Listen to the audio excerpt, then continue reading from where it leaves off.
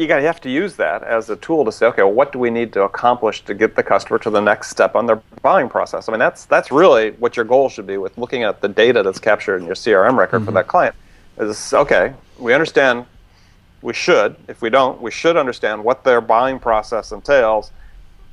You know, I talk about, I talk that it's not in the book, but we know something about buying cycles and how people buy, and that's, scientists have studied it ad infinitum, but what they know is that when people buy, there's a certain number of steps they go through to make a decision.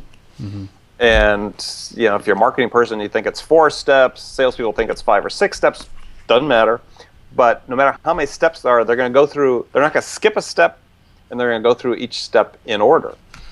So they won't move, a customer's not going to move from one step of their buying process to the next until they have the information requirements associated with that step completely answered.